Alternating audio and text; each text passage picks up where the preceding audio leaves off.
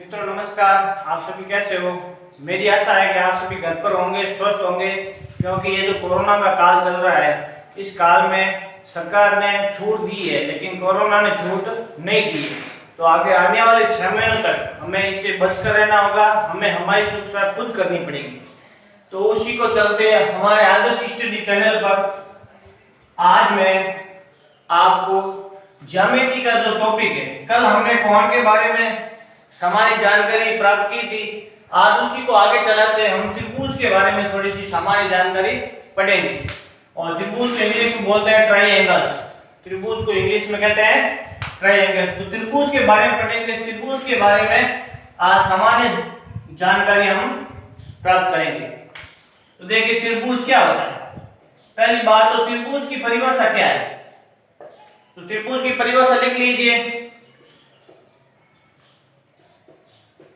तीन रेखाखंडों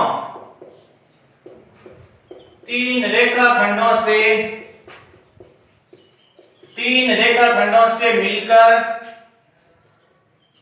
बनी बंद आकृति को, तीन रेखाखंडों से मिलकर बनी बंद आकृति को त्रिभुज कहते हैं। त्रिभुज कहते हैं। तीन रेखाखंडों से मिलकर बंद आकृति को क्या कहते हैं? त्रिभुज कहते हैं। त्रिभुज का चित्र किस प्रकार का हो जाएगा, ये देखिए आप। अगर मैं इसको नाम देता हूं ए, बी और सी, तो एक तो रेखाखंड है ए बी, दूसरा है बी सी और तीसरा है सी ए। तो ये तीन रेखाखंडों से मिलकर बंद आकृति को क्या कहेंगे? इसको नाम दिया जाएगा त्रिभुज। क्या नाम दिया जाएगा? त्रिभुज। अब हम पढ़ेंगे त्रिभुज के प्रकार। क्या? त्रिभुज के प्रकार। त्रिभुज कितने प्रकार के होते हैं उसके बारे में आज सामान्य जानकारी प्राप्त करेंगे। तो त्रिभुज को इंग्लिश में बोलते हैं ट्राइएंगल्स। अब त्रिभुज के प्रकार। त्रिभुज के प्रकार में सबसे पहला प्रकार आता है ये नंबर पर, जिसको हम कहते हैं समबाहु त्रिभुज। पहला प्रकार है समबाहु त्रिभुज। अब आपको नाम से भी पता चल रहा होगा, समबाहु का मतलब सम यानी समान और बाहु यानी भुजाएं। तो ऐसा त्रिभुज, इसकी परिभाषा क्या बन जाएगी? ऐसा त्रिभुज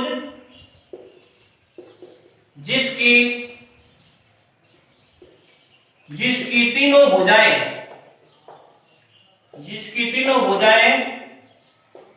समान हो या समान माप की हो। समान होना जरूरी है नहीं है, लेकिन समान माप की हो। ऐसा त्रिभुज जिसकी तीनों भुजाएं समान माप की हो उसे हम क्या कहेंगे? समबाहु त्रिभुज। ऐसा त्रिभुज जिसकी तीनों भुजाएं कैसी हो? समान माप की हो, उसे हम कहेंगे समबाहु त्रिभुज। तो देखिए समबाहु त्रिभुज की एक चित्र बनाकर देख लेते हैं। ये एक त्रिभुज बनाया मैंने। अगर मैं इसको नाम दूं ए बी सी, तो इस त्रिभुज में तीनों भुजाएं समान माप की होनी चाहिए। मतलब ये भुजा और ये भुजा, तीनों भुजाएं आपस में क्या होनी चाहिए? बराबर होनी चाहिए। तीनों भुजाएं आपस में बराबर होनी चाहिए। तो उसको कैसे लिख सकते हैं हम? A B C C A B is equal to B C is equal to C A. मतलब तीनों भुजाएं आपस में कैसी होनी चाहिए? समान होनी चाहिए। उस त्रिभुज को हम क्या नाम देंगे? उस त्रिभुज का नाम होगा समबाहु त्रिभुज। समबाहु यानी जिसकी तीनों भुजाओं की माप एक समान हो। तो ये हो गया पहला प्रकार त्रिभुज का, जिसमें हमने पढ़ा है समबाहु त्रिभुज के बारे में। अगर हम त्रिभुज के बारे में थोड़ा सा जानकारी लेते हैं, इसको आगे अगर जब कोई प्रश्न आएगा उसमें काम में लेंगे। तो ये जो ए है, ए के सामने वाली भुजा को हम स्मॉल ए से रिप्रेजेंट करेंगे, बी के सामने वाली भुजा को स्मॉल बी से रिप्रेजेंट करेंगे और सी के सामने वाली भुजा को स्मॉल सी से रिप्रेजेंट करेंगे। तो ये आपको याद रखना है, ठीक है। अब इसी क्रम में आगे चलते हम लेते हैं दूसरा त्रिभुज का दूसरा प्रकार। त्रिभुज के दूसरे प्रकार में आएगा आगे, जिसका नाम है समद्विबाहु त्रिभुज। नंबर बी पर जिसका नाम होगा समद्विबाहु त्रिभुज। कैसा त्रिभुज? समद्विबाहु त्रिभुज। जैसा कि नाम से प्रतीत हो रहा है, सम यानी समान, द्वि यानी दो, बाहु यानी भुजाएं, मतलब ऐसा त्रिभुज। इसकी परिभाषा देख लीजिए, ऐसा त्रिभुज जिसकी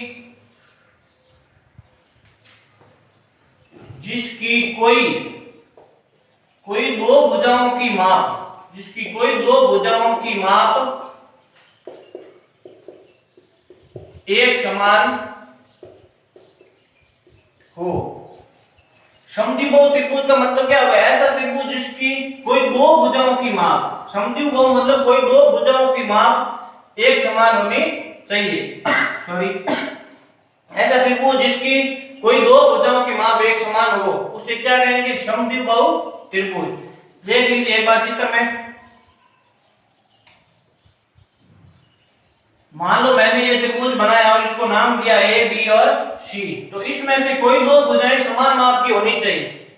चाहे तो ये दोनों समान माप की हो सकती है, अगर ये नहीं होती तो ये दोनों हो सकती है, अगर ये दोनों नहीं होती तो ये दोनों हो सकती है। या तो ए बी बराबर बी सी, या बी सी बराबर सी ए, ऐसा कुछ होना चाहिए। अगर ये शर्त पूरी हो रही है तो उस त्रिभुज को हम क्या कहेंगे? समद्विबाहु त्रिभुज। तो ये हो गया दूसरा त्रिभुज। अब आगे चलते हैं इसी क्रम में तीसरे त्रिभुज की, जिसका नाम होगा विषमबाहु त्रिभुज। तीसरा त्रिभुज कौन सा होगा? विषमबाहु त्रिभुज। तो सी नंबर पर आएगा विषमबाहु त्रिभुज। विषमबाहु त्रिभुज किसे कहते हैं? विषमबाहु त्रिभुज। देख लीजिए परिभाषा, ऐसा त्रिभुज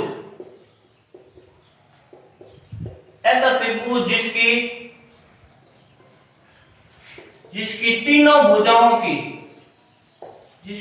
भुजाओं की माप अलग अलग हो। ऐसा त्रिभुज जिसकी तीनों भुजाओं की माप कैसी हो? अलग अलग हो। क्योंकि नाम से प्रतीत हो रहा है कि विषम, विषम का मतलब सब अलग अलग है, एक भी सम नहीं है, समान नहीं है। इसका मतलब ऐसा त्रिभुज जिसकी तीनों भुजाओं की माप अलग अलग हो, उसे क्या कहेंगे? विषमबाहु त्रिभुज। जैसे ये देख लीजिए, इस त्रिभुज को मैं नाम देता हूं ए, बी और सी। तो ये भुजा और ये भुजा, ये तीनों आपस में समान नहीं होनी चाहिए। मतलब यदि ए बी की माप 5 सेमी है तो बी सी की माप 4 सेमी और सी ए की माप 6 सेमी, कुछ इस प्रकार होना चाहिए। अगर ये शर्त पूरी हो रही है, इसका मतलब ये त्रिभुज कौन सा है? विषमबाहु त्रिभुज है। तो त्रिभुज के जो भुजाओं के आधार पर प्रकार है, उसके बारे में हमने थोड़ा सा डिस्कस किया है। अब देख लीजिए कोण के आधार पर त्रिभुज। ये तो हो गए भुजाओं के आधार पर त्रिभुज, अब होते हैं कोण के आधार पर त्रिभुज। कोणों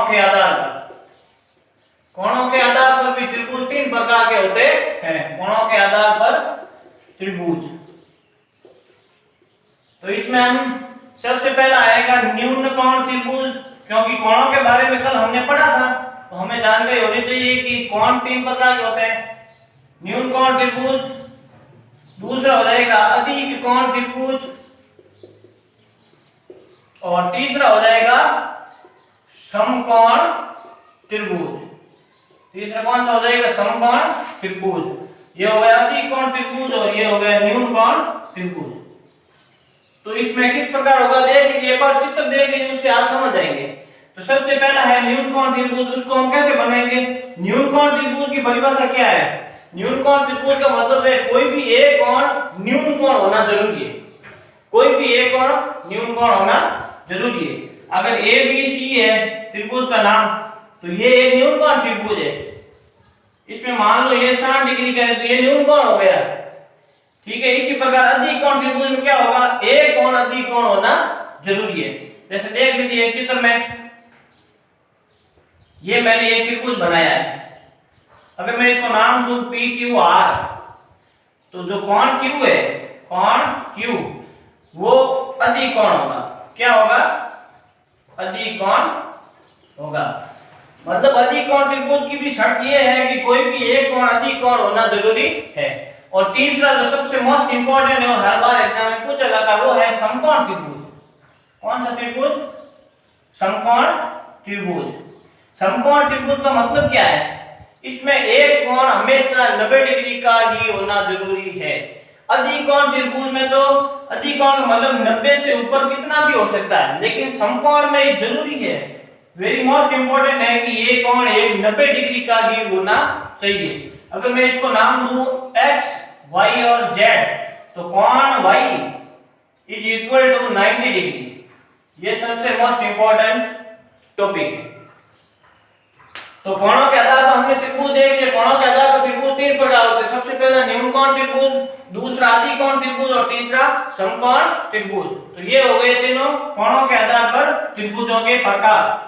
और उससे पहले हमने पढ़े थे भुजाओं के आधार पर। भुजाओं के आधार पर भी तीन प्रकार हमने पढ़े। सबसे पहला समबाहु त्रिभुज, उसके बाद विषमबाहु त्रिभुज और उसके बाद समद्विबाहु त्रिभुज। तो इस प्रकार हमने त्रिभुजों के बारे में थोड़ी सी जानकारी और जो बेसिक जानकारी होती है उसके बारे में हमने आज पढ़ा है। एक मोस्ट इंपॉर्टेंट त्रिभुज आता है वो है समद्विबाहु समकोण त्रिभुज। ये सबसे अलग है, समद्विबाहु समकोण त्रिभुज। समद्विबाहु समकोण त्रिभुज की शर्त क्या है? इसकी कंडीशन ये है कि इसमें दो भुजाएं समान होनी चाहिए और एक कोण 90 डिग्री का होना चाहिए। अगर एक कोण इसमें 90 डिग्री का है तो बाकी जो दो कोण बचे हैं वो दोनों कोण बराबर बराबर माप के होंगे। देख लीजिए चित्र में, थोड़ा सा देखिए, थोड़ा चित्र सही नहीं बन रहा है, कोई बात नहीं। मान लो ये एक त्रिभुज है, इसको मैं नाम देता हूं ए, बी और सी। ये कोण है 90 डिग्री का। कितने डिग्री का? 90 डिग्री का। बी के सामने वाली भुजा होगी स्मॉल बी, ए के सामने वाली होगी स्मॉल ए, सी के सामने होगा स्मॉल सी। तो बी के सामने वाली भुजा, ये कोण और ये कोण समद्विबाहु समकोण त्रिभुज में अगर एक कोण 90 डिग्री का है तो बाकी जो दोनों कोण बचे हैं वो समान माप के ही होंगे, चाहे कुछ भी हो जाए। तो अगर एक 90 डिग्री का हो गया तो बाकी जो दोनों कोण बचे हैं वो 45 डिग्री के होंगे। तो दोस्तों देखिए, आपको जानकारी अगर अच्छी लग रही है और वीडियो अच्छा लग रहा है तो उसको आगे शेयर करते जाना और चैनल को एक बार जरूर सब्सक्राइब कर देना। आगे चलिए देखते हैं त्रिभुज के बारे में थोड़ी सी और जानकारी लेते हैं। तो देखिए, कोई भी त्रिभुज में अंतःकोण कितने होते हैं? कोई भी त्रिभुज में अंतःकोण 3 होते हैं। तो त्रिभुज के सबसे मोस्ट फैक्ट है त्रिभुज के तीनों अंतःकोणों, त्रिभुज के तीनों अंतःकोणों का योग, त्रिभुज के तीनों अंतःकोणों का योग कितना होना चाहिए? 180 डिग्री होना चाहिए। ये सबसे मोस्ट फैक्ट है, इसको आप जरूर याद रखना। त्रिभुज के तीनों अंतःकोणों का योग कितना होना चाहिए? 180 डिग्री। जैसे मान लो प्रश्न आ गया, मैंने आपको दिया कि भाई ये कोण 90 डिग्री का है और ये कोण 50 डिग्री का है, तो आपको कोण सी का मान ज्ञात करना। तो हम इसको कैसे ज्ञात करेंगे? देखिए, हम लिख रहे हैं कोण ए प्लस कोण बी प्लस कोण सी इज इक्वल टू 180 डिग्री। कहने का मतलब है त्रिभुज के तीनों अंतःकोण है, कोण ए, कोण बी और कोण सी, इन तीनों की माप कितनी होनी चाहिए? 180 डिग्री के बराबर होनी चाहिए। तो हमको दिया कौन सा गया है? एक तो कोण ए दिया हुआ है, कोण ए की जगह हम लिख सकते हैं 50 डिग्री, कोण बी की जगह हम लिख सकते हैं 90 डिग्री, और हमको ज्ञात कौन सा करना है? कोण सी इज इक्वल टू 180 डिग्री। अब इससे कोण सी हमारा कोण सी का मान निकल आएगा। देखिए, इसको और इसको जोड़ लीजिए, 50 और 90 कितना होता है? 140। इसको उस साइड ले जाएंगे, कोण सी बराबर 180 माइनस इन दोनों का योग 140, तो कोण सी इज इक्वल टू 40 डिग्री। इस प्रकार हम कोण के कोई भी त्रिभुज के तीनों कोण ज्ञात कर सकते हैं। तो ये हो गया 40 डिग्री का। इस प्रकार अगर प्रश्न आए तो आपको जिंदगी में कभी गलत नहीं होने चाहिए। आगे देखिए और किस प्रकार से क्वेश्चन पूछ सकते हैं।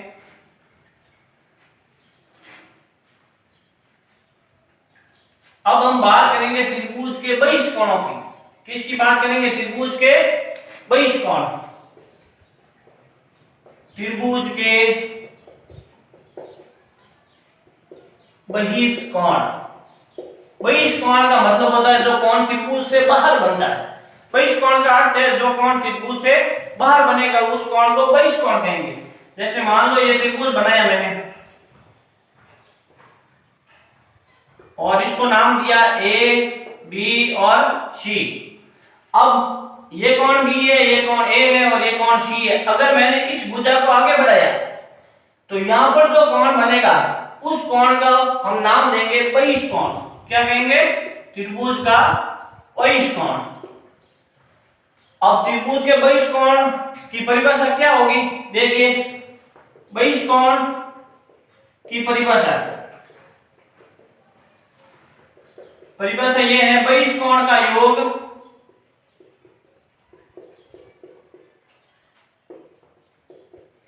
त्रिभुज के